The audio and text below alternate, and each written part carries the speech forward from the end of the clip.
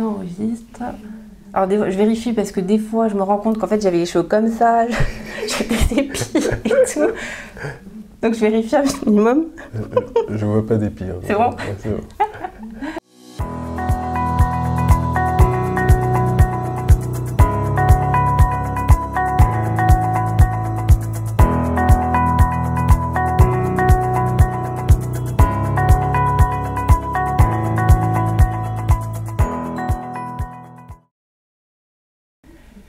Bonjour à tous et bienvenue dans cette nouvelle vidéo d'interview de Guerrier Pacifique. Aujourd'hui, le thème est un petit peu touchy puisque nous allons parler de argent et spiritualité. Et pour ça, eh bien, quoi de mieux que d'interviewer un entrepreneur millionnaire, oui, et spirituel. Donc j'ai la très grande chance et l'honneur de recevoir Eric Béhanzin. Bonjour Maïlan. Salut Eric. Merci beaucoup de me recevoir. Merci à toi de prendre de ton temps précieux pour ma communauté. Et comme je le disais, en fait, donc moi je vais te présenter à ma sauce et puis tu compléteras.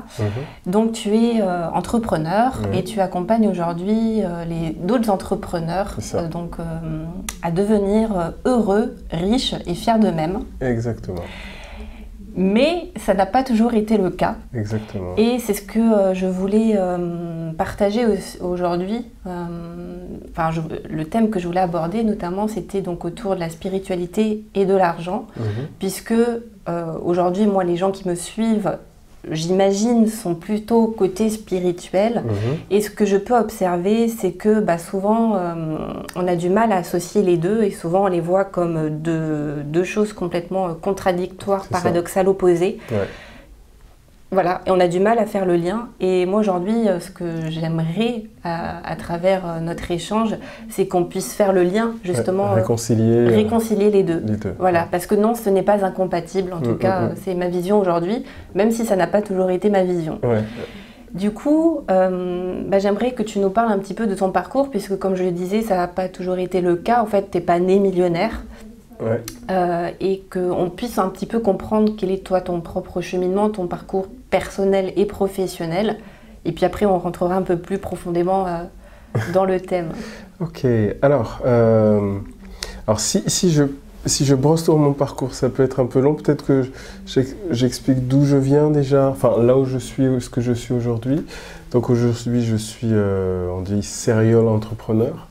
Je suis conférencier international et coach pour entrepreneurs, donc je les aide à créer des entreprises multimillionnaires en quelques mois. Donc notre entreprise s'appelle Explosive Business, donc déjà c'est très axé sur l'argent. Et puis il y a tout un autre pan de ma vie où pendant des années j'ai été chanteur gospel. Donc je dirigeais une école de chant, donc très croyant, j'ai une révélation avec Dieu, et donc du coup... Dont tu vas nous parler. Hein. Dont je vais parler. et donc du coup, il y a ces deux pans de ma vie qui ont l'air séparés et pourtant qui pour moi sont complètement liés. Et donc ma mission de vie aujourd'hui, c'est d'aider chaque personne à découvrir ce pourquoi elle a été créée et surtout l'accomplir et lui donner les moyens de le faire. Et donc forcément, en ce qui me concerne, moi qui suis dans l'entrepreneuriat, forcément devenir entrepreneur, vendre, gagner beaucoup d'argent pour pouvoir ensuite impacter et influencer les autres, fait partie de ma mission personnelle. Voilà. Alors est-ce que je commence depuis le début ? Ouais, moi ce que j'aime, c'est connaître un petit peu le parcours des gens, leur histoire un peu de vie, pour qu'on comprenne un petit peu d'où tu viens et qu'est-ce qui t'a amené à faire ce que tu fais aujourd'hui en fait. Alors la première chose, on va dire que je suis né dans une famille, alors tout est en détail dans mon livre. Oui, alors je ne l'ai pas précisé, mais Eric a écrit un livre qui s'appelle 12 jours, dont tu vas peut-être parler. Oui, 12 jours, c'est l'histoire d'un entrepreneur qui s'isole 12 jours. Donc lui, en l'occurrence. Sans nourriture, sans eau, et qui écrit une méthode pour vous rendre riche, heureux et fier de vous. Alors c'est très très marketing comme titre, j'en conviens complètement. Et en fait, ce livre, c'est l'histoire de ma vie. En effet, j'ai passé 12 jours, donc en 2017, c'était en juillet, où j'ai fait un jeûne sec. Ça veut dire que je n'ai pas mangé et je n'ai pas bu non plus. Alors, je sais qu'il y a beaucoup de gens qui vont me dire « non, c'est pas possible. Et bien moi, je vais répondre que oui, c'est possible. Et puis surtout, j'ai fait des recherches avant, pendant à peu près 3 ans. 3 ans de recherche alternative. J'ai des problèmes de santé, problèmes de peau, tout ça. Et donc, je voulais m'en débarrasser. Donc, et puis, ce jeûne, en fait, m'a pas simplement permis d'aller mieux, mais surtout, j'ai pris ce jeûne-là, du coup, pour écrire ce livre. Et donc, j'ai écrit ce livre 12 jours en 12 jours. Et donc, c'est un double livre. Donc, sur les pages de droite, je raconte, c'est un peu comme mon journal de bord, donc jour 1, jour 2, jour 3, jour 4, jusqu'au 12e jour. Et en plus, j'ai pris des vidéos, donc je me suis filmé chaque jour, donc moi, au fur et à mesure, mon corps se transformait. Et puis, sur les pages de gauche, c'est cette méthode pour découvrir sa mission de vie, savoir ce pourquoi on a été créé, puis pourquoi pas devenir entrepreneur, si c'est quelque chose qui pourrait vous intéresser, vous passionner. Et puis ensuite, à la fin, comment créer un impact et comment véritablement changer, en tout cas, une partie du monde. La réalité, c'est que, évidemment, pour moi, ça n'a pas toujours été ça. J'ai pas toujours été croyant, j'ai pas toujours été riche. C'est très important de bien comprendre ça. Ces choses, en fait, tout est arrivé bien plus tard. Aujourd'hui, la raison pour laquelle j'ai écrit ce livre, c'était pour un devoir de transmission. C'est-à-dire que je me suis rendu compte que j'ai appris beaucoup de choses et je ne pouvais pas me permettre de ne pas les transmettre et de un jour mourir et puis que les gens puissent passer à côté. Donc c'est pour ça que j'ai écrit ce livre, bien qu'à la base je n'aime pas écrire, mais voilà, ça a été ma mission. Alors en ce qui concerne mon histoire, moi à la base je suis né dans une famille, somme toute, plus ou moins conventionnelle. Mes parents sont de la Guadeloupe du côté de ma mère, Bénin, Togo du côté de mon père, se sont rencontrés en France. Donc je suis né en France, à Paris précisément. J'ai, on va dire, fait toute ma scolarité, mes études, tout à Paris. Et ce qui se passe, c'est que j'ai eu une enfance assez difficile. Mon père était violent, parce que lui-même a vécu une enfance difficile, donc il y a eu ce qu'on peut appeler un transfert. Et donc du coup, de toute cette enfance-là, j'en parle vraiment un peu plus en détail dans le livre, j'en suis sorti, on va dire, avec énormément de rancœur, énormément de colère. Et ça a été assez difficile parce que la violence était verbale et la violence était physique aussi. Et je me suis rendu compte que tout au long de ma vie, malgré ces moments qui étaient difficiles, où le fait de ne pas forcément avoir de câlins ou de mots gentils ou ce genre de choses, ça faisait partie de mon quotidien. Mais je commençais à voir que du coup, chez les autres, c'était différent. Chez mes camarades de classe ou d'école, il y en a qui partaient en vacances, il y en a qui avaient des cadeaux, et ainsi de suite. Et puis je sentais que les relations avec les parents c'était pas du tout la même chose. Et donc du coup, en sortant de tout ça, je vais laisser quelque chose quand même, deux, trois choses à l'intérieur du livre, mais en sortant de tout ça, je suis sorti avec énormément de colère, énormément de rancœur envers mon père. Et concrètement, je lui en voulais. Et donc à l'âge de 19 ans, en fait, mon père m'a mis à la porte. Et donc je me suis rendu compte que la seule chose que j'avais, à l'âge de 18 ans, je me suis mis à la musique. Et donc du coup, ça a été mon exutoire. C'est le point dans lequel je me suis engouffré. J'ai fait de la musique. Alors d'abord c'était la guitare, puis de la basse, puis du piano, ainsi de suite. Puis à un certain moment, je me suis mis au chant. Et puis, ce que j'ai commencé à faire pour le chant, c'est j'ai intégré un atelier gospel.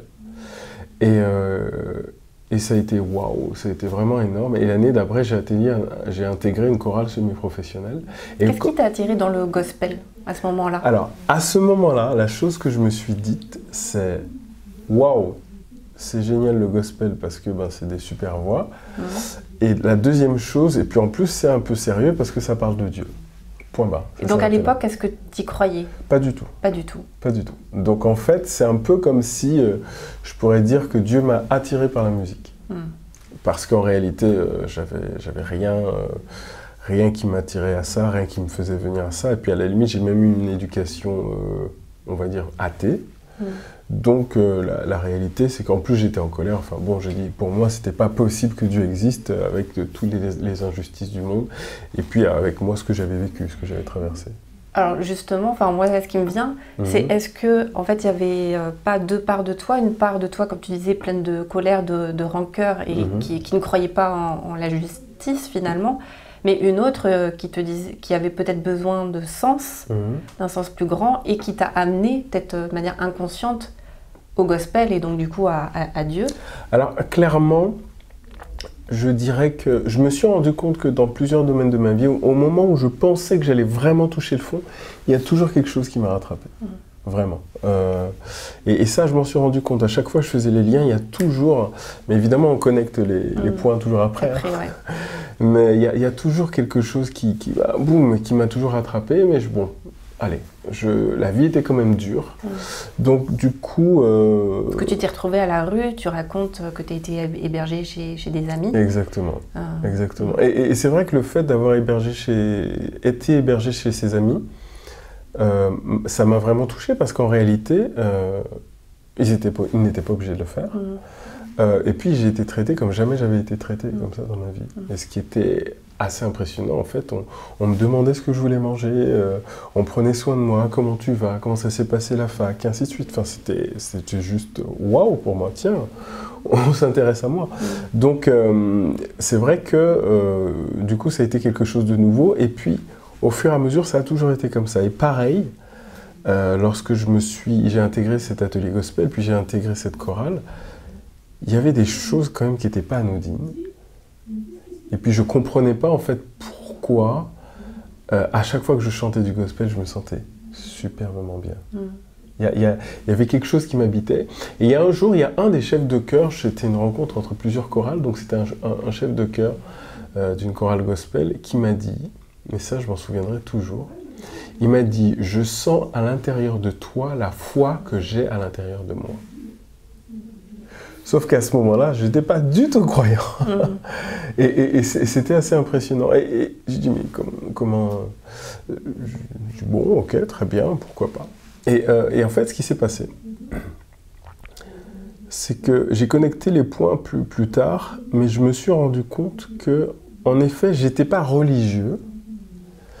Je ne considérais pas que j'avais une dimension réellement spirituelle à l'époque, mais j'avais cette foi et cette croyance que y avait quelque chose de plus, mais sauf que je ne savais pas ce que c'était à l'époque. Et donc du coup, ça ne voulait pas dire grand-chose jusqu'à ce qu'il arrive un certain épisode de ma vie. Cet épisode de ma vie, en fait, c'est le jour de ma révélation. Et qu'est-ce qui s'est passé ? Concrètement, il y a un ami d'enfance qui perd son père, donc il m'invite pour les funérailles. Et quelque temps avant, en fait, on était un petit peu en froid, et du coup, il m'a dit, écoute, bon, je sais qu'on est en froid, mais là, j'ai perdu mon père, donc du coup, qu'est-ce que je fais ? Je viens et je lui propose, moi, à ce moment-là, j'étais devenu chanteur gospel professionnel, et je dis, est-ce que tu souhaites que je chante pendant la cérémonie ? Il dit ok, ouais, c'est gentil, moi il faut que je demande au prêtre, mais je reviendrai vers toi. Et en fait, j'apprends juste avant d'arriver, donc de partir de chez moi pour aller à la chapelle, que ça y est, je peux chanter. Et donc j'arrive sur place, je suis arrivé peut-être 2 minutes en retard, il venait de poser le cercueil, donc c'est forcément l'atmosphère assez lourde. Et donc je me souviens, en fait, s'il y avait l'allée, ils avaient posé le cercueil, et puis il y avait une partie de la famille, puis une autre partie. Et donc moi, je vais sur la gauche et je me mets derrière, et je m'assieds. Courte introduction, et puis très vite, le prêtre dit, il y a quelqu'un de la famille, un ami de la famille, qui va soit chanter ou soit dire quelque chose pour nous. Et là, à ce moment-là, je sais que c'est pour moi. Je sais. Parce que personne ne se lève, il ne se passe rien, et là. Donc du coup, je me lève. Je passe, et j'arrive, en fait, juste devant, du coup, la chaire, et juste devant ma famille que j'avais... Enfin, les amis et la famille de mon ami que je n'avais pas vu depuis des années. Et puis je vois le cercueil de son père. Et son père, je connaissais.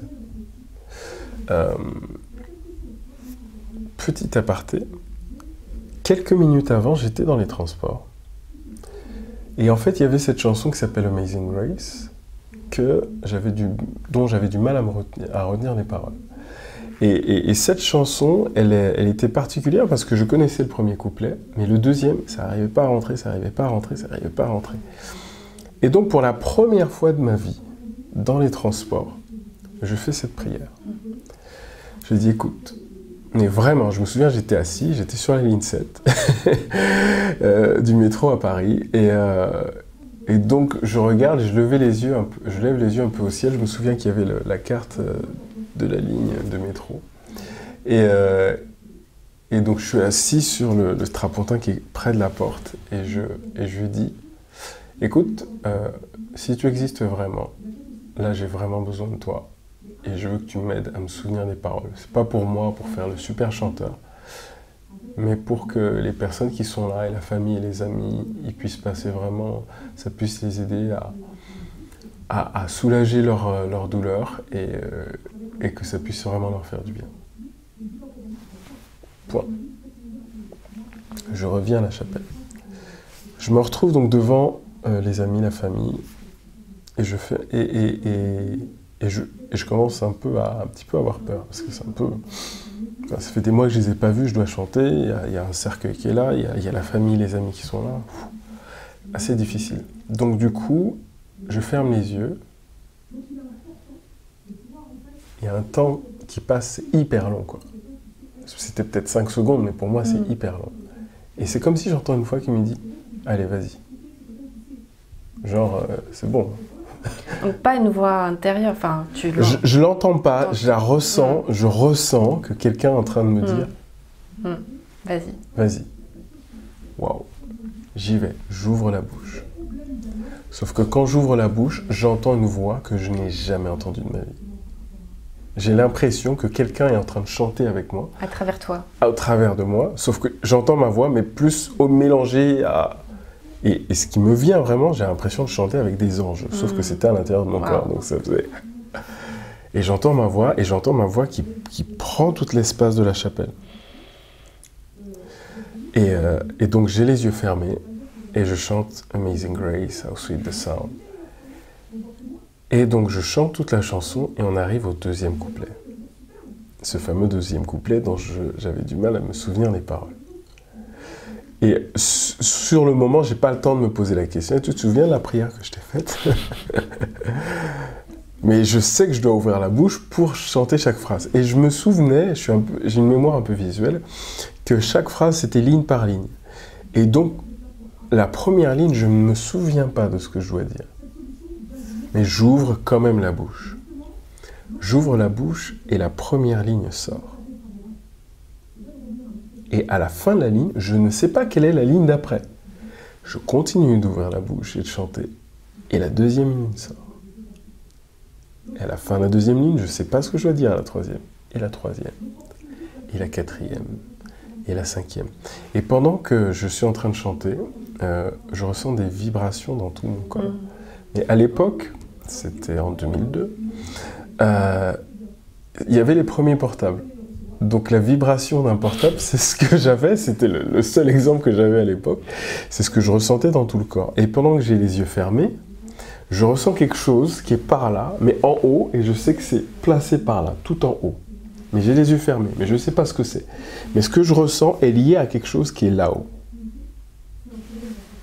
Je continue de chanter, puis je rechante le premier couplet. Et ça se termine. Et quand j'ouvre les yeux, je me rends compte que j'ai pleuré et que j'ai les mains ouvertes comme ça. Et je regarde la famille, et je regarde tout le monde, et ensuite je regarde ce qu'il y a là-haut. Et ce qu'il y a là-haut, c'est une croix. Et je vois en fait une statue de Jésus qui est crucifié sur la croix. Et ensuite, je vais m'asseoir. Et jusqu'à maintenant, je ne sais pas ce qui s'est passé le reste de la cérémonie. Sauf une chose. On arrive à la fin de la cérémonie, parce que j'étais complètement hébété de ce qui venait de m'arriver. On arrive à la fin de la cérémonie, et le prêtre demande de faire un signe. Que les non-croyants fassent un signe précis, et que les croyants fassent un signe précis. Et ce qui se passe, c'est qu'il y avait mes amis d'université, de lycée, et ainsi de suite, des gens qui me connaissaient depuis longtemps. tout le monde fait le signe et moi j'arrive et je ressens qu'à ce moment-là, il faut que je me positionne. Mais après ce qui vient de m'arriver, je ne peux pas faire semblant. Alors je fais le signe des croyants. Pour la première fois de ma vie, j'affirme publiquement que je crois en Dieu.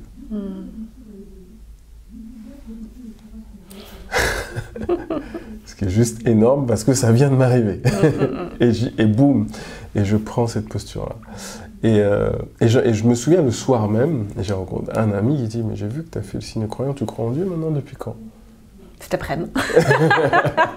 En gros, c'est ça, ouais. En fait, c'est juste avant. Juste, enfin, une petite heure avant que ça s'est passé.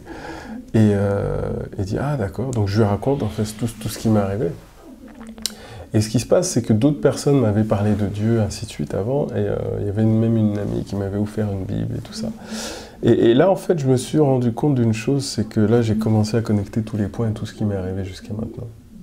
Et qui, en fait, en réalité, il n'y a pas de hasard. Et même dans les injustices les plus grandes, il y a toujours un sens. Et aujourd'hui, je me suis rendu compte que tout ce que j'ai vécu, il y a toujours un cadeau derrière. Mais il m'a fallu des années pour comprendre ça. Il m'a fallu des années pour comprendre que j'avais une mission de vie. Il m'a fallu des années pour savoir comment découvrir et créer un processus pour découvrir sa mission de vie et l'accomplir. Et c'est ce que j'ai mis dans ce livre 12 jours.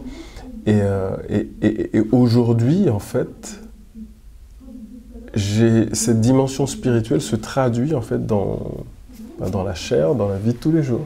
Elle s'incarne. Et mon but, c'est de devenir une puissance financière pour pouvoir ensuite aider les autres. Parmi les choses qu'on a faites, en 2017, on a créé une école au Togo, vraiment de zéro. Donc il y a 152 gamins qui ont pu commencer à aller à l'école à cette époque-là. Et puis l'année d'après, on a construit l'extension de l'école. Donc du coup, 362 enfants. Et donc du coup, en fait, on a vraiment une dimension où on veut pas simplement impacter pour quelque chose futur, mais déjà dès aujourd'hui donner quelque chose de concret. Donc avec l'association avec laquelle on travaille, on veut créer aussi une école pour les entrepreneurs et avoir un impact très concret dès aujourd'hui, dès maintenant. Alors du coup, mes questions, c'est quoi l'argent pour toi? L'argent pour moi aujourd'hui, c'est un outil. Je me souviens, je suis passé partout. Avant, je suis passé par la cupidité, par la peur de l'argent, par l'addiction. Enfin, je suis passé par tout ce qui est possible dans ma relation à l'argent. Et aujourd'hui, je suis complètement décomplexé de gagner beaucoup d'argent, complètement décomplexé de pouvoir en donner, de pouvoir économiser, de manipuler en fait cet argent et jouer ce que j'appelle le jeu de l'argent en business, dans mon métier. Donc quand tu dis un outil, justement, comment tu le vois? Parce que moi, par exemple, je dis c'est une énergie. Donc toi, tu dis outil, donc ça veut dire quoi pour toi? Moi, j'utilise comme un outil, comme un téléphone portable pour être un outil. Okay. Moi, la pensée que j'avais eue, que Dieu m'avait donnée, c'était imagine que chaque billet de banque, c'est un piano. Moi, j'étais musicien pendant des années. Donc un piano, s'il reste là et personne ne joue, c'est un instrument, c'est mort. Il n'y a rien en soi. Et je dis, mais ouais, mais c'est vrai. Mais par contre, si tu commences à l'utiliser, tu peux faire ce que tu veux avec. Et c'est lorsque tu commences à jouer sur le piano que d'un seul coup, il y a quelque chose qui se passe. Et que, entre guillemets, ce piano prend vie, il y a quelque chose, et il y a quelque chose qui est transmis. Et c'est pareil avec l'argent. Avec l'argent, on peut prendre cet argent-là et puis bâtir un empire dans la drogue, ou alors on peut faire la même chose et contribuer et transformer la vie de millions de gens. Donc c'est juste un outil en soi et c'est à nous de décider ce qu'on fait avec cet outil-là. Donc je ne suis pas dans ce que les gens appellent un peu ce côté, alors attention, il y en a qui vont me fusiller, mais ce côté loi d'attraction. Je veux de l'argent, et puis... je scotche un chèque au plafond aussi, je visualise le 1 million qui va me tomber du ciel dans la boîte aux lettres. Exactement. L'une des lois à laquelle je crois très très fort, c'est la semence et la récolte. C'est-à-dire plus je donne, plus je reçois. Plus je donne, plus je reçois. Plus je donne, plus je reçois. Et ça, c'est valable dans tout. C'est valable dans l'entrepreneuriat, c'est valable dans tout, dans la vie. Et du coup, plus je donne, en fait, je me suis rendu compte que quand je suis dans l'entrepreneuriat, je dois donner énormément de valeur à mes clients. Et du coup, mes clients, comme ils sont hyper satisfaits, du coup, eux-mêmes, ils vont prendre soin de mon succès. Et donc, du coup, ils vont parler de ce que je fais à d'autres. Et ça fait une espèce de gigantesque boule de neige. Et c'est valable dans tous les domaines. Par contre, il y a un point qui est très important. C'est pas parce que je donne ici que je vais recevoir ici. Maintenant, ouais. Ici et maintenant. Je peux donner ici, tel jour, et recevoir de ce côté-là. Et donc, c'est moi, dans ma relation à ce que j'appelle la vie, ou Dieu, directement, ou la vie, si on n'est pas croyant, c'est ce que je donne, je vais le récupérer. Et ça, j'en suis persuadé. Et donc, c'est la loi de cause à effet aussi. Ouais. Et donc, ça signifie que juste penser aux choses, ça ne suffit pas. Moi, je pense qu'il faut agir. Et la différence entre la vie et la mort, c'est l'action, le mouvement. C'est qu'il faut qu'il se passe quelque chose. Et lorsqu'on n'est pas prêt à sortir de sa zone de confort pour commencer à agir, pour commencer à donner, forcément, il n'y a rien qui tourne. Il n'y a rien qui revient. Et donc, on nature que ce qu'on est, et ce qu'on craint, forcément, ça nous arrive. Donc la réalité, c'est qu'il faut que je change l'histoire que je me raconte, il faut que je change la manière dont je pense, et même ce que je ressens, c'est ma responsabilité. Et donc si quelqu'un me marche dessus, je me souviens, j'avais dit ça à certaines de personnes que j'avais coachées, que j'avais accompagnées, et j'avais posé cette question. Quand on presse une orange, qu'est-ce qui sort ? Du jus. J'ai dit oui, mais du jus de quoi ? Du jus d'orange. Ah, j'ai du jus d'orange, ok. Alors, si les épreuves te pressent, ou si quelqu'un te met la pression et qui sort de la colère, elle vient de la situation ou elle était déjà là avant ? Et le vrai point, c'est que les épreuves de la vie font jaillir ce qui est à l'intérieur de nous. C'est pas à cause des gens, c'est pas à cause des autres, c'est pas à cause de celui où il m'a fait du mal ou ainsi de suite, c'est comment je réagis. Deux personnes qu'on pousse par terre dans deux contextes complètement différents, elles peuvent réagir. Il y en a une qui peut rigoler, et puis il y a une autre par contre qui peut se mettre en colère violemment. Et je me souviens, j'avais mis ça dans un contexte. Là, on est dans un contexte, on est dans un lieu, on est en train de faire une interview. Imagine, je fais ça. Aïe. Je te pince, ok? Donc, on est dans une atmosphère bonne enfant, mais imagine que c'est quelqu'un qui ne te connaît pas et qui arrive et qui te fait ça. Tu vas te poser, mais qu'est-ce qui lui arrive à lui? Déjà, d'où il me touche et pourquoi il me pince en plus, et ainsi de suite. On va réagir différemment en fonction de quoi? En fonction du cadre, en fonction de soi-même, en fonction de l'histoire qu'on se raconte. Voilà, puis de son histoire aussi personnelle. Exactement. Donc, si on est en colère, c'est qu'on est déjà rempli de colère à l'intérieur et c'est pas à cause de la situation. Et donc, c'est pareil pour tout, et c'est pareil pour l'argent. C'est qu'en fait, si on reçoit de l'argent, c'est qu'on a donné quelque part. Que ce soit pour postuler un travail, lorsqu'on postule un travail, on postule, et qu'est-ce qui se passe? C'est un partenariat. Je me souviens, j'avais accompagné des gens aussi pour avoir un poste, et je disais, c'est un partenariat. L'employeur, il cherche quelqu'un qui a de la valeur, et cette valeur, elle va se transformer en argent. Et lorsqu'on est sur le marché du travail ou lorsqu'on est dans l'entrepreneuriat, c'est la même chose. On donne de la valeur, on reçoit de l'argent. Donc du coup, c'est quoi la valeur que tu amènes? Qu'est-ce qu'on met sur la table? Qu'est-ce qu'on est prêt à donner de manière massive pour pouvoir recevoir cet argent? Il y a des gens qui demandent des augmentations juste parce qu'ils sont là. Ils ne travaillent pas plus, ils ne donnent pas plus, ils n'apportent pas plus de valeur à l'entreprise, mais ils veulent gagner plus d'argent. Et donc du coup, il y a quelque chose pour moi qui vient, c'est la notion de responsabilité. À une certaine période de ma vie, j'étais bénéficiaire des Restos du Cœur. Et pour pouvoir bénéficier des Restos du Cœur, il faut vraiment être en dessous de certains minima sociaux. Donc en gros, être dans ce qu'on appelle le statut de pauvre, en tout cas vraiment officiellement parlant. Et il y a une chose dont je me souviens, c'est que lorsque je faisais la queue sous la neige, et qu'il y avait soit la maman africaine qui avait son enfant qui était attaché dans son dos avec son grand pagne, ou les petits enfants roumains, ou la femme âgée qui fait la queue à 8h du matin pour attendre et recevoir son carton. En fait, les Restos du Cœur, comment ça se passe? On reçoit une carte Moi, évidemment, avant, je ne savais pas, mais j'ai su à ce moment-là. On reçoit une carte en fonction de sa situation familiale. Donc, si on est marié, si on a des enfants, on a plus ou moins de chiffres. Et par rapport à ce chiffre, les gens savent combien ils doivent nous donner de boîtes de conserve, de bouteilles de lait, enfin, de briques de lait, et ainsi de suite. Et donc, évidemment, ce ne sont que des denrées non périssables, en tout cas la plupart du temps. Et puis, si on arrivait assez tôt, on avait du pain. Mais le pain, c'était limité. Et il y a une chose dont je me suis rendu compte, c'est que les choses gratuites n'ont pas de valeur. Les personnes qui faisaient la queue devant moi, la plupart du temps, les gens choisissaient. Ça, je veux pas. Ça, j'aime pas, et ainsi de suite. Et en fait, dans les Restos du Cœur, en fait, on vous donne, on vous donne, on vous donne. Et au fur et à mesure... Ça devient dû. Ça devient dû. On fait son choix, comme si on était au restaurant de luxe 3 étoiles. Et en plus... C'est-à-dire qu'on nous donne de plus en plus. Donc au bout d'un moment, les greniers, en fait, entre guillemets, se remplissaient. Parce qu'en fait, on vous donne, on vous donne, on vous donne. Et quand vous venez 2 fois par semaine et vous venez tout le temps, ben, au bout d'un moment, vous vous rendez compte que vous avez une quantité qui est supérieure à ce que vous pouvez vraiment engranger. Donc à la fin, j'avais vraiment beaucoup de conserves. Et en fait, la particularité, c'est ce que les bénévoles aimaient en moi, c'est que je ne disais jamais non. Parce que pour moi, je n'étais pas en situation de dire non. Et donc, du coup, ils m'appréciaient beaucoup pour ça.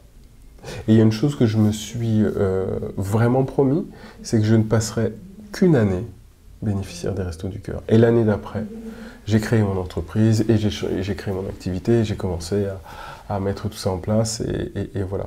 Et voilà où j'en suis aujourd'hui. Je veux vraiment comprendre que lorsqu'on a touché le fond comme moi, que ce soit financièrement parlant, que ce soit spirituellement parlant, que ce soit émotionnellement parlant, en fait, on se rend compte que on ne sait pas ce qu'on ne sait pas. On ne sait pas ce que la vie nous réserve. Et lorsqu'on passe par un endroit tel ou tel, on ne peut pas présumer de ce qui va se passer. Et la plupart du temps, les gens présument et se disent bon, bah, le gouvernement c'est ci, ou tel chef d'entreprise c'est ça, et en fait, on ne sait rien.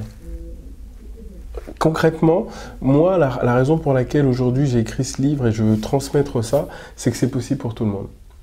C'est possible pour tout le monde si on est prêt à se bouger très sérieusement, si on est prêt à se dire « Ok, la situation dans laquelle je suis, elle est là, mais elle est temporaire. Et je vais faire tout ce qui doit être fait pour en sortir. » Et donc, c'est possible, du coup, de concilier les deux. Parce que... Oui, justement, ma question, c'était quel lien tu fais aujourd'hui entre argent et spiritualité? En fait, la réalité, ce que j'ai compris aujourd'hui, c'est que j'ai reçu une mission. Et ma mission, c'est d'aider chaque personne à découvrir et accomplir sa mission de vie.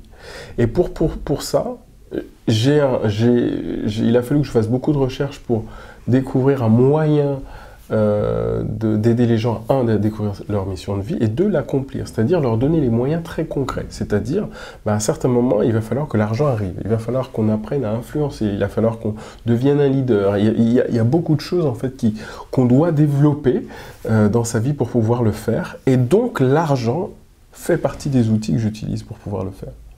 Parce que clairement, quoi qu'on fasse, il y a toujours un moment où on a besoin d'argent.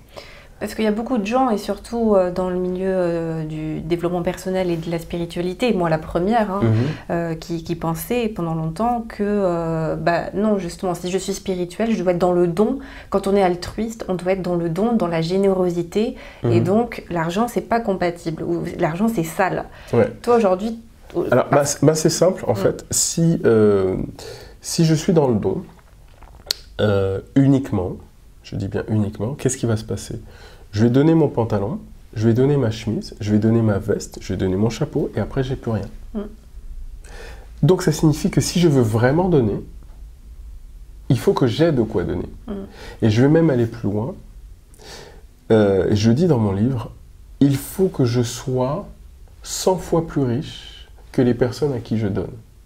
Pourquoi? Parce que si je donne et j'ai plus rien, je me retrouve aussi pauvre que la personne à qui j'ai donné. Tu peux plus aider. Et je peux plus aider. Parce que tu n'as plus rien à donner. Exactement, j'ai plus rien. Et donc la réalité, c'est que du coup, la plupart des gens ne donnent pas ou donnent très peu à cause de ça. Pourquoi? Parce qu'ils ont très peu à donner. Après, il y a des gens qui vont te dire, mais tu peux donner de ton temps, et le temps, c'est gratuit, et tu peux donner de ton temps. Exactement.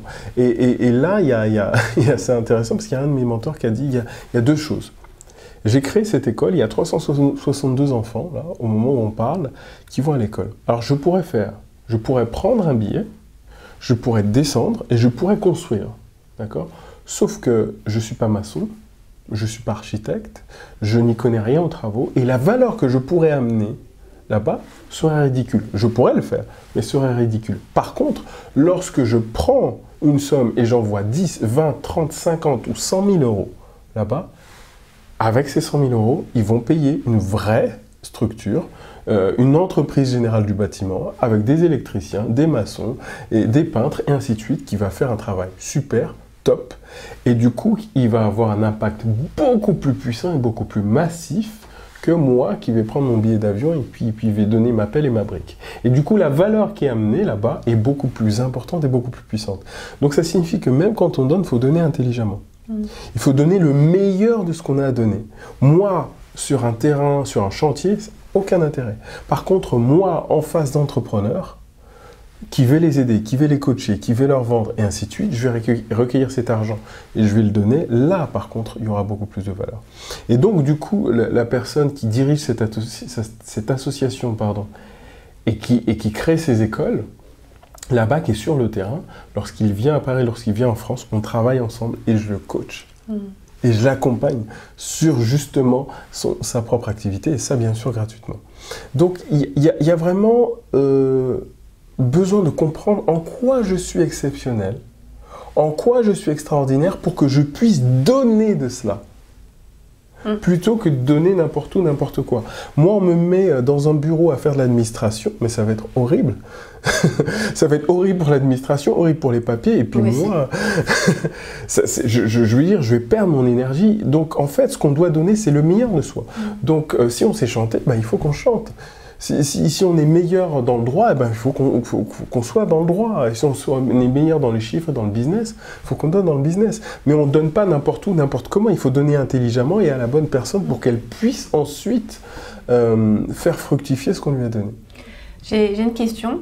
Est-ce qu'aujourd'hui, tu fais le lien entre ton abondance intérieure et l'abondance extérieure? C'est-à-dire, est-ce que tu as remarqué que plus finalement tu élevais ton niveau de conscience et plus tu t'autorisais aussi à recevoir de l'argent? Est-ce que tu fais le parallèle entre les deux? Là, ce qui me vient, c'est quand j'ai lu ton livre, la notion de pardon, puisque au début tu expliquais que tu avais un père violent. Et du coup, peut-être que ça correspond, j'imagine, aussi à la période où tu étais dans les restos du cœur. Et est-ce que ou pas, peut-être qu'il n'y a pas de lien pour toi, mais quel lien tu fais finalement entre ton niveau de conscience et le niveau de ton compte bancaire? Alors, c'est complètement lié dans la mesure où on a une volonté de grandir aussi, je dis bien aussi financièrement. En fait, ce n'est pas incompatible. Parce que souvent, on raisonne l'un ou l'autre. Oui, c'est ça, ouais. C'est pas incompatible. Et le point, en fait, comment on voit si on est vraiment spirituel ou pas, c'est dans notre capacité à donner. La traduction directe, il y a un passage dans la Bible qui dit « L'amour de l'argent est la racine de tous les maux ». Je dis bien l'amour de l'argent, et pas l'argent, mais l'amour de l'argent. Et en fait, le terme grec, la traduction profonde, c'est « l'avarice ». Est la racine de tous les maux. C'est-à-dire que je suis tellement attaché à l'argent que je ne donne pas.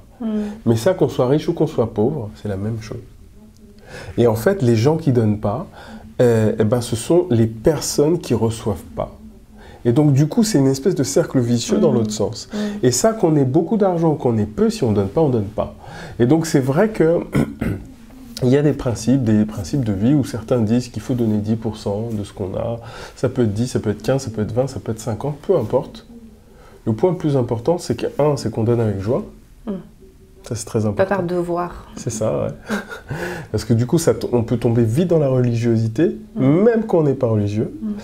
Et l'autre chose, qu'on donne pour une cause qui nous tient à cœur.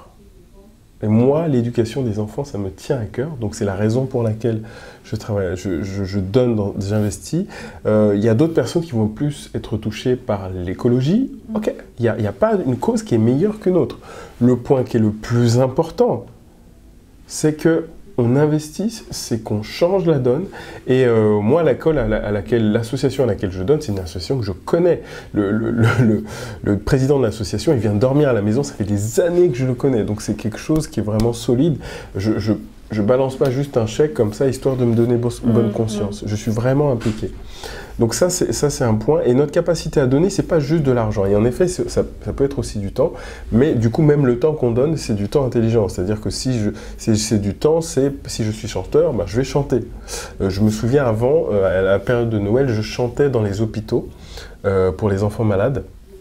Mais c'est vrai que quand on fait ce genre de choses, mais là, on se rend compte de la valeur qu'on apporte. Si je ne sais pas chanter, ben, c'est pas pareil. Si je suis chanteur professionnel et que je vais chanter dans un hôpital, waouh! Les enfants sont enchantés, le personnel est enchanté, et là ça change et ça transforme réellement des vies. Donc, quelque part, il faut se connaître. Il faut vraiment se connaître et se poser la question, quel est le plus beau cadeau que je pourrais apporter aux gens? Et plus je vais donner de ce cadeau-là, ben plus, en effet, si je mets ça sur le marché de l'emploi ou de l'entrepreneuriat, ben derrière, je vais recevoir de l'argent. C'est clair. Maintenant, moi, aujourd'hui, l'argent, je suis complètement décomplexé. Et si je perdais tout ce que j'avais, je serais capable de le reconstruire. Parce que je sais comment les lois de l'argent fonctionnent. Donc, du coup, je suis complètement décomplexé. Donc, et forcément, il y a toujours des gens qui font dire « Bah oui, donne-le-moi ton argent ». Non, mais c'est clair. Oui. Et moi, je considère que dans tous les pays où il y a Internet, où on peut me regarder ici, il y a de l'argent. Il y a de l'argent. Ça veut dire que, en gros, si vous êtes en train de regarder cette vidéo, c'est que soit vous avez un téléphone portable, soit vous avez un ordinateur, soit vous avez une tablette. Donc, ça veut dire que vous avez de l'argent, clairement. Et peu importe ce qu'on appelle les minima sociaux, les gens qui n'ont vraiment pas d'argent, c'est les gens qui sont dans le désert, qui n'ont rien, qui n'ont pas à manger, qui n'ont pas à boire et qui n'ont absolument rien. Et là, ouais. Là. Et moi, ce que j'aurais tendance à vous dire, c'est posez-vous les bonnes questions. J'ai pas de téléphone portable. Je n'ai pas de voiture. Lorsque ma richesse a augmenté massivement, j'ai pas déménagé. Je suis toujours dans le même appartement, en tout cas au moment autour de cette vidéo dans lequel j'étais, quand mon entreprise et tout ça, ça a explosé mes finances. Donc la réalité, c'est se poser la question, qu'est-ce qui a vraiment l'importance pour nous? Qu'est-ce qui a vraiment l'importance? Et aujourd'hui, moi, ce qui a de l'importance pour moi, c'est le fait de grandir. Et je me suis rendu compte qu'en effet, mon niveau de conscience a augmenté. Donc, plus j'ai de conscience, plus je donne. Et plus tu reçois, ce que tu disais. Et du coup, plus je reçois. Et donc, c'est un cercle vertueux. Et ça ne s'arrête jamais. Donc, des fois, ça demande de sortir de sa zone de confort, c'est clair. Des fois, ça bouge, hein, émotionnellement parlant. Mais j'ai appris à ne pas toujours écouter ce que disent mes émotions, mais plutôt les maîtriser. Et plutôt d'avancer en fonction de mes principes, de mes valeurs, de ma mission, plutôt qu'en fonction de mes émotions.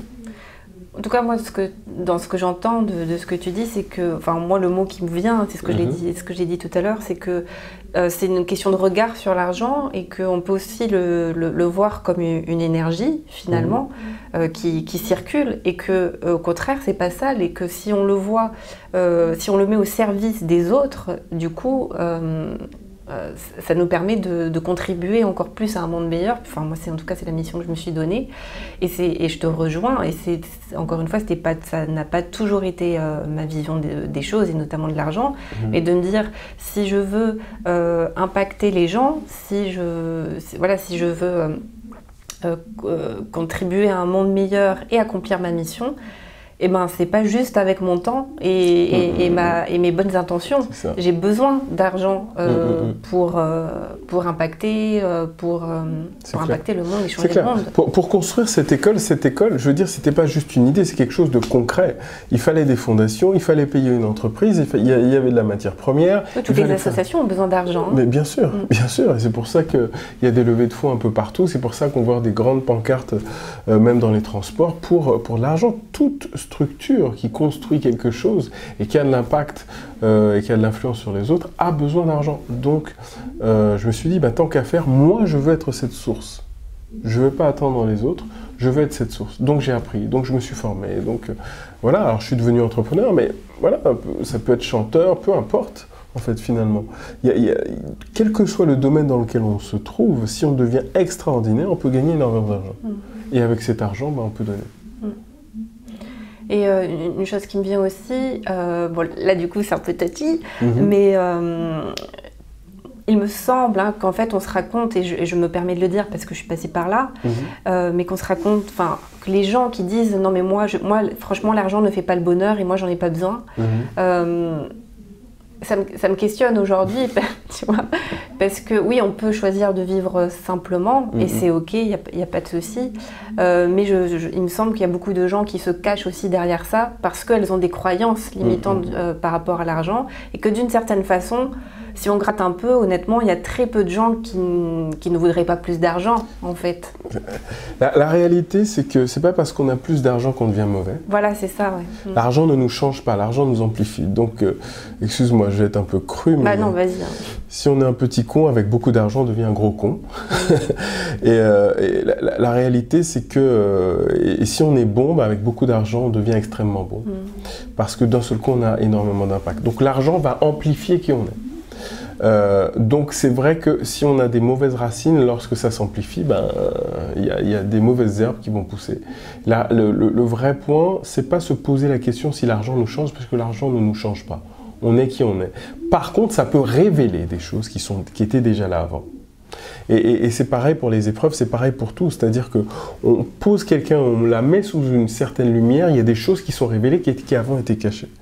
Et donc du coup, lorsqu'on a beaucoup d'argent, d'un seul coup, qui on est se révèle vraiment avec tout cet argent. C'est qu'est-ce que je fais avec cet argent. Et moi, je me souviens, il y avait quelques années, j'avais très peu d'argent, c'était très difficile, et d'un seul coup, il y a 6 000 € qui tombent sur mon compte en banque. Eh bien, crois-moi, je ne me souviens pas de ce que j'ai fait avec cet argent. Parce qu'à l'époque, en fait, je ne savais pas gérer l'argent. Je ne savais pas compter. Je l'ai flambé. J'ai fait des courses, j'ai machin. C'est pas dire comme les gens qui gagnent au loto, quoi. Ah non, mais alors, ça c'est encore autre chose. Ils se retrouvent seuls, c'est encore pire. Mais je ne me souviens pas à l'époque de ce que j'ai fait de cet argent. Et là, je me suis rendu compte. En peut-être 2-3 mois, c'était terminé, tout avait disparu. Et là, je me suis rendu compte que le vrai problème n'était pas l'argent. Que le vrai problème, c'était que je comblais un manque. Et je me suis rendu compte qu'il y a un vrai rapport entre la nourriture et l'argent. Et là, on vient connecter la spiritualité, parce que quand on jeûne, il y a clairement une dimension spirituelle dans le jeûne. Moi, ce n'était pas la première fois que je jeûnais, je jeûne. Et du coup, en fait, aujourd'hui, je fais un repas par jour. Donc ça signifie que, en fait, évidemment, il y a la dimension spirituelle, on est beaucoup plus connecté, beaucoup plus vraiment intuitif. Donc il y a beaucoup de choses qui viennent, tout est beaucoup plus facile, mais c'est pas tout.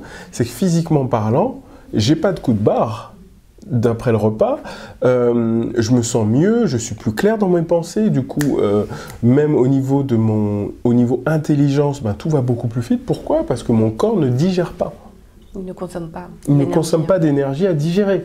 Donc comme il ne consomme pas d'énergie à digérer, j'ai pleinement mes capacités. Et la plupart des gens, au départ, pleurent. Oh, comment tu fais? Mais le petit déjeuner, c'est le meilleur repas de la journée. C'est le plus gros mensonge qui soit, quoi. J'avoue, moi, je fais encore mes 3 repas par jour.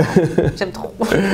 C'est le plus gros mensonge qui soit. En réalité, arrêtons juste de prendre un petit déjeuner, mais juste une fois, juste pour voir. Mais on arrête évidemment le message qu'on se raconte à soi-même, l'histoire qu'on se raconte à soi-même, et puis on voit comment on se sent. Et puis on regarde cette journée de travail. Oui, j'ai faim, j'ai faim. Je dis, quand on fait taire la faim, allez, buvons un peu d'eau.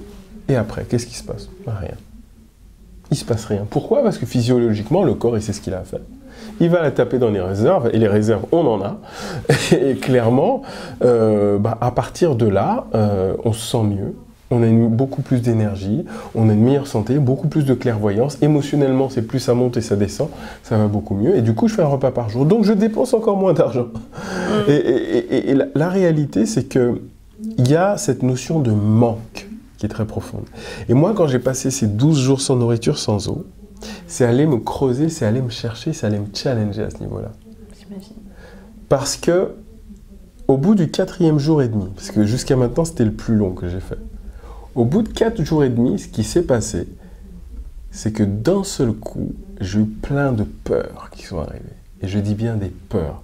C'est pas j'avais mal ou j'ai la tête qui tourne. Oui, concrètement, oui, on n'est pas en super forme, c'est pas la fête, mais je faisais quand même ma routine du matin, je fais du sport et ainsi de suite. Tout ça, j'arrivais à le faire. Mais par contre, j'ai eu énormément de peur. Émotionnellement, psychologiquement, ça a été très difficile parce que c'est venu me chercher. Et cette notion du manque, qui est présente chez 99,99% des gens, est arrivée.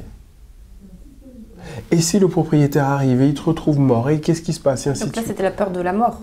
C'était la peur de la mort, ouais. Et en fait, j'ai affronté la peur de la mort. Je dis bien la peur de la mort, pas la mort. Bah, la preuve.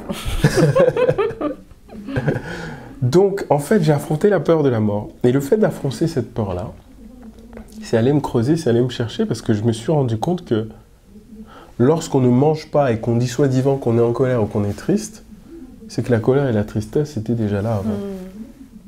Mais c'est parce qu'on est dans cette peur de manquer que du coup on commence à paniquer. Et la chose que j'ai apprise, c'est que au bout du 7e, 8e, 9e jour, je ne pouvais plus être dans un état temporaire. Il fallait que j'apprenne à être bien avec la situation. Et je me suis rendu compte que l'abondance, elle est vraiment à l'intérieur. Quand on jeûne, on se rend compte à quel point l'abondance est à l'intérieur. Et donc, moi, je veux encourager toute personne qui a une dimension spirituelle à vraiment jeûner. Non, ne suivez pas mon regard. Non, à vraiment jeûner. J'avais une personne qui, pareil, me disait, allez, un jour, moi aussi, je rentrais dans ces dimensions-là. Et en fait, d'habitude, elle fait un repas par jour. Et ce jour-là, parce qu'elle savait qu'elle jeûnait, elle a mangé 2 fois plus que d'habitude. Je pense que j'aurais été dans cette figure. Alors que d'habitude, elle faisait un repas par jour. Elle a mangé 2 fois plus ce jour de jeûne. La réalité, c'est qu'on a peur. Et du coup, on succombe à cette peur et on croit, à cause de ce qu'on ressent, que c'est la réalité. Alors que ce sont juste nos émotions qui nous jouent des tours. Et du coup, on subit ces émotions, on se dit oh, je ne sais pas comment je vais faire, et on se jette sur la nourriture. Et la réalité, c'est que la nourriture, c'est juste quelque chose qui nous permet de faire taire nos intestins, parce qu'ici, c'est le 2e cerveau, et que nos intestins, ils sont en train de nous dire hé, oh, là-haut, ça va pas. Et donc, du coup, on fait taire nos émotions en mangeant. Mais la réalité, c'est que en prenant et en s'arrêtant, le jeûne, c'est l'une des choses les plus extraordinaires. Et je pense que et en fait, clairement, mon entreprise fonctionnait déjà bien. Et il y a eu un avant et après ces 12 jours. Et clairement, c'est allé me chercher. Et après, je me suis rendu compte que parce que l'abondance est à l'intérieur de moi, j'ai plus besoin de m'inquiéter. Parce que tout est déjà là. Mais ici écoute, et maintenant.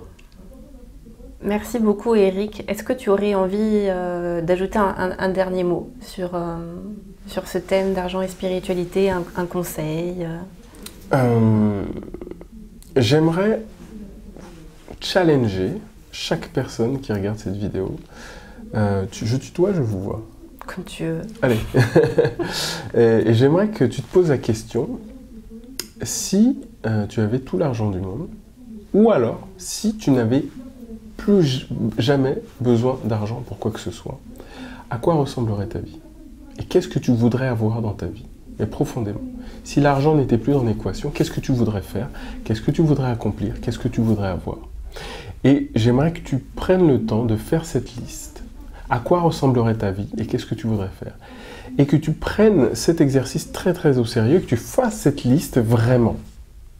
Tu te mettes dans un endroit calme, posé, confortable, et que tu écrives à quoi tu voudrais que ta vie ressemble. Moi aujourd'hui, je peux dire que j'ai la grâce de faire chaque jour ce que j'ai vraiment envie de faire. Personne ne me force à rien et je me suis battu pour pouvoir sortir de ma zone de confort jusqu'à un jour arriver au style de vie que je voulais vraiment. La raison pour laquelle on est là aujourd'hui, il n'y a rien de financier, c'est juste parce que j'avais envie qu'on passe ce temps ensemble et que avec grande joie j'ai accepté cette interview et c'est la chose aussi que j'aimerais un jour que tu puisses te dire, te payer le luxe de faire tout ce que tu veux dans ta vie et pour ça tu n'as pas besoin d'argent. Je sais que c'est paradoxal. C'est bien, ça va faire méditer. Mais tu n'as pas besoin d'argent pour avoir le style de vie que tu veux. Donc réponds à ces questions-là, fais cette liste pour de vrai. Et je crois, et je suis même certain que lorsque tu as cette clarté, tu feras tout ce qui devrait être fait pour pouvoir l'obtenir, y compris, pourquoi pas gagner de l'argent. Enfin, on en a besoin et on n'en a pas besoin, c'est le paradoxe en fait. Exactement. Alors moi j'ai envie de demander quand même pour conclure vraiment cette interview, est-ce que tu peux chanter pour nous? Ah, le piège. Et tant qu'à faire, la chanson que tu as chantée, Ok. Amazing Grace. Ok.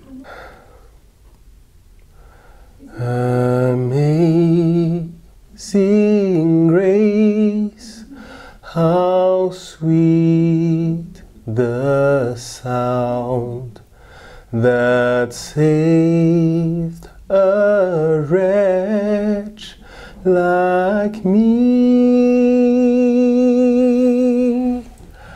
I once was lost, but now I'm found. Was blind, but now I see. Super, merci beaucoup Eric. Merci à toi. Merci beaucoup pour cette interview. J'espère vraiment que ça va aider les personnes à se réconcilier avec l'argent, faire le lien entre spiritualité et argent. Merci vraiment sincèrement. Donc si cette interview vous a touché, si elle vous a parlé, je vous encourage vraiment à lire le livre d'Eric, donc 12 jours que vous pouvez trouver sur Amazon. Ouais. Voilà. Et puis aller sur ton site, pour ceux en tout cas qui ont envie de booster leur business, donc le lien de ton site. Alors c'est explosivebusiness.com. Et pas Business Fulgurant qui est dans le livre, ça a changé. Alors businessfulgurant.com, ça renvoie aussi vers le site. D'accord. Donc okay. Voilà, et puis sinon 12 jours, c'est 12jours.fr.